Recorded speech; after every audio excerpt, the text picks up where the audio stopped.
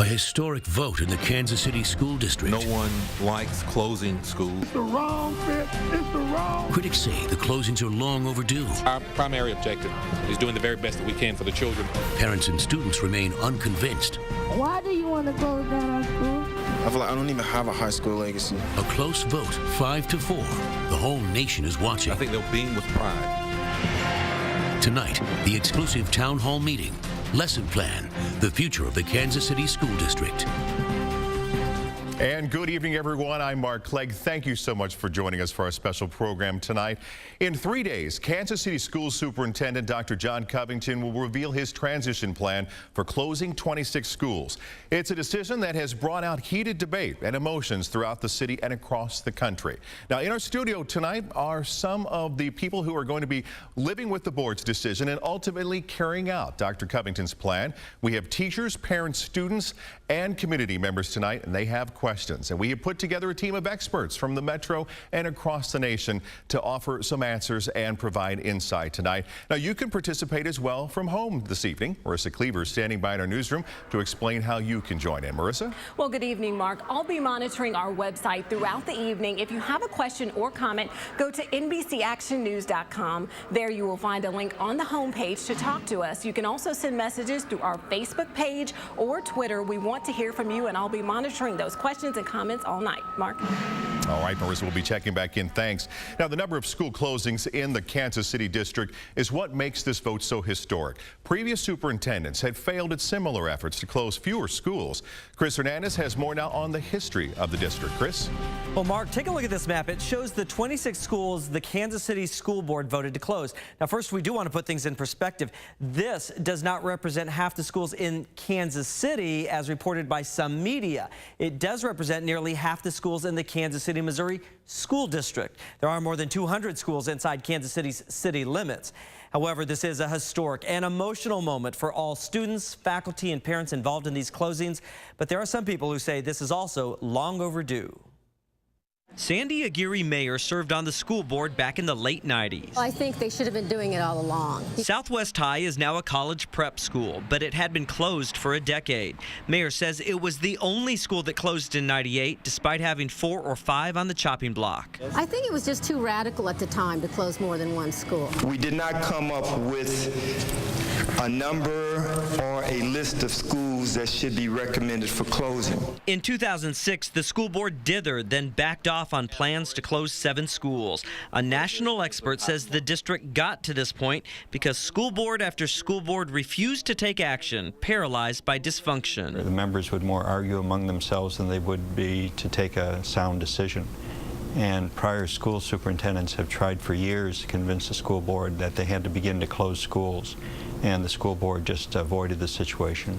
The district population has been dropping for decades. White flight in the 60s, desegregation in the 80s. The population of the district was going down, down, down. It seemed to diminish every year by 1,000 or more students. This charter school opened in 1999. It's now flourishing with competition to get in. We've submitted our application and we're keeping our fingers crossed and hoping that he gets in. Mayor says the district's mistake was not starting its own charter schools. I think that would have created different reforms and different academic outcomes. I think we would have seen a very different result today. She says then the district would have shared the success instead of having outside sponsors lure more and more kids away from the district. Supporters of the district schools recognize that some charter schools do perform high, but they say others don't. At least 2 local charter schools are on the state's list of lowest performing schools. Mark? All right, Chris, thanks for the history lesson. Now, the big question is what happens next? Whatever the plan, students will be impacted the most. So we asked some, what is important to you? What about our academics? Are they going to stay the same, or will they have different teaching methods? Will there still be sports at Southwest? Will there be football, cross country? What will happen to our JRTC program? Because it's been very helpful to me over my 4 years of high school. All right, now it's time to meet the panel we've assembled tonight to answer some of the questions.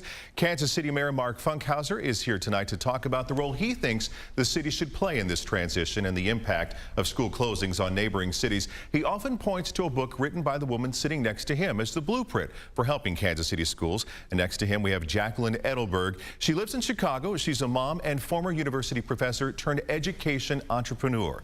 Also on our panel tonight, the Dean of UMKC, the School of Education, Dr. Wanda Blanchette, and Assistant UMKC Professor Uziel Placina. Seated next to him, President of the KC Federation of Teachers, Andrea Flinders. We thank you, our panel tonight. Later in the broadcast, we'll also be joined by satellite from Tom Pazan. He's a Harvard University professor. He is a former superintendent of Boston and San Diego public schools, served in the Clinton administration, and now consults big cities on how they do exactly what we're facing, closing public schools. Before we get started with our questions, one person absent from the panel tonight is Superintendent Dr. John Covington, and that's due to a previously scheduled school board meeting that's going on right now. He's unable to attend in person tonight, but we did sit down with him this morning where he told me he is committed to seeing his plan through. It's been 1 week since the school board narrowly approved Dr. John Covington's controversial school closing plan, but Covington says that's not something he's ready to call a victory. This is a decision that the Kansas City, Missouri School District has been grappling with years prior to my tenure. It's not anything that the community, I think, was surprised about. Next comes the hard part, as the implementation plan is unveiled, approved, and carried out. And the title of this plan is Transforming the Kansas City, Missouri School District, Teaching and Learning for the New Millennium. Covington says the best way to describe his plan is what it's not. It's not education reform or closing doors and boarding up windows. We're talking about radical transformation. We need to change the way we do business to make sure that young people are getting the kind of education that they need to become what we're calling in this transformation plan, fierce competitors on the economic world stage. There was a lot of conflict leading up to the March 10th vote. What sort of conflict do you expect as you unveil the transformation plan? I think with the transformation plan, I think some parts of that plan might prove to be as radical as was the recommendation to close 30 schools. The plan will take 3 years to implement. First up, cutting teachers and staff, something Covington wants done as soon as possible. It was our desire to get a decision early so that teachers can be notified, so that in the event that they're not going to be here, then that they would have an opportunity to apply to other metro school districts or the districts in the metro area, and that parents could be given due notice so that they can begin planning for the next school year for their children. With school board elections next month and a narrow 5-4 vote on school closings, some worried Covington might not survive long enough to see his plan through. I stay away from the politics of it. I don't get involved in that. I try to stay as far away from it as I can. I'm not a politician. I'm a school teacher. You have a no micromanaging clause in your contract. Is the board adhering to that?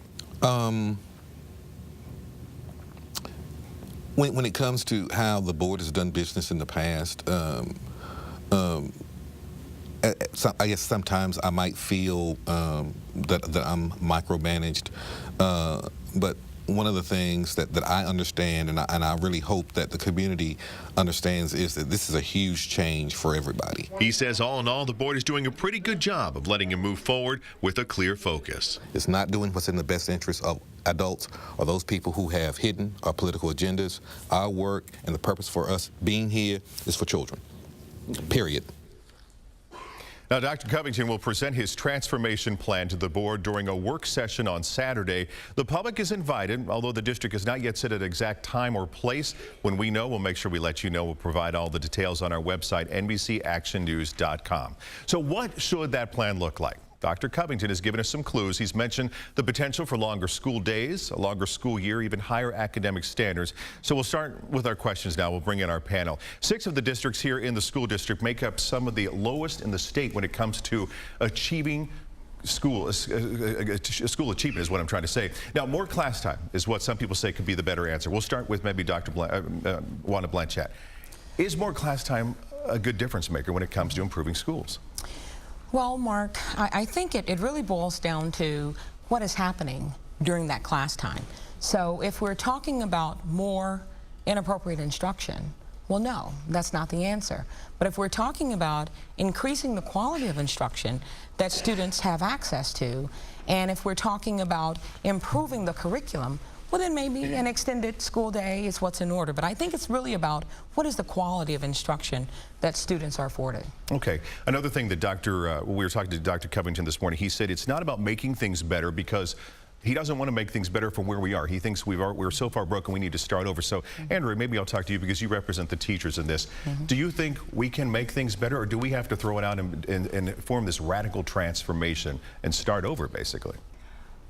Well, I think we are starting over almost. I mean, when you look at as many schools that we have that are going to be closed, I think it is an opportunity for us to take a look at things and make sure that what we do is right, that we actually give the resources to the kids. We have a good curriculum. We have quality teachers, principals, and support staff. I think this is an absolute perfect opportunity for us to do it right. Okay, and one of the things we hear from students, they wonder how things are going to change for them because the students are the ones that are going to be affected the most, whether it comes from losing programs like sports or music, or whether it comes to just starting over in a whole other environment. So maybe Jacqueline, because you've seen this in another area in Chicago, when it comes to students, what's the best way that you've seen that we should put into this plan to make it the most beneficial for students but the least dysfunctional for students? Well, what we did in Chicago is we brought in an entire neighborhood. The school wasn't going on its own. The teachers didn't have to go on their own. The principal didn't have to go on their own.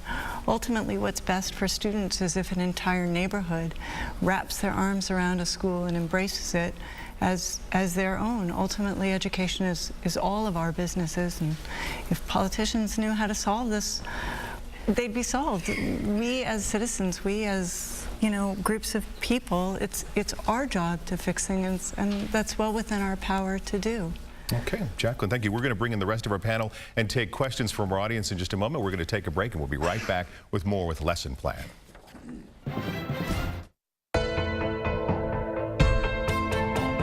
These workers have watched their colleagues die and their own health go down. Brain tumor, breast cancer, leukemia. Since our story started running, people started listening. What has happened at Bannister? What has gone on in the past? Now there's a lot of federal investigations pointed right at that Bannister Federal Complex.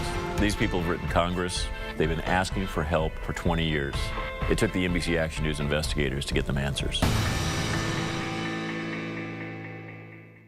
You want to get a great-looking lawn like this, but trying to grow grass from seed in tough areas like deep shade, along the driveway, and where the kids play can be a little intimidating. Until now, with Scott's Easy Seed.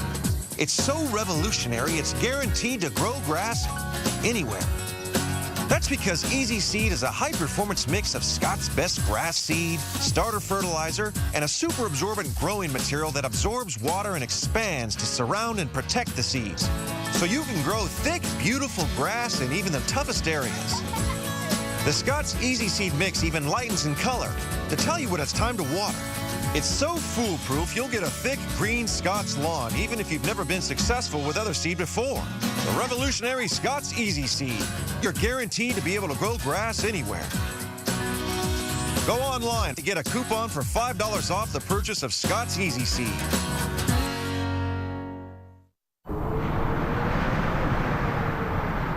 It balances you. It fills you with energy. And it gives you what you're looking for to live a more natural life in a convenient 2-bar pack. This is Nature Valley. Delicious granola bars made with 100% natural ingredients. Nature Valley, 100% natural, 100% delicious. All right, welcome back, folks. Thanks for being with us tonight. Mayor Funkhauser is here. Now, let's talk with you. What concerns you when it comes to closing so many schools in Kansas City at once? You know, the impact on the neighborhoods and on the city is negative, and yet that the neighborhoods were troubled. People left, and that's part of the problem that led to the school closings. we have lost over the last 40 years 100,000 folks from the urban core of Kansas City, Missouri. They leave because of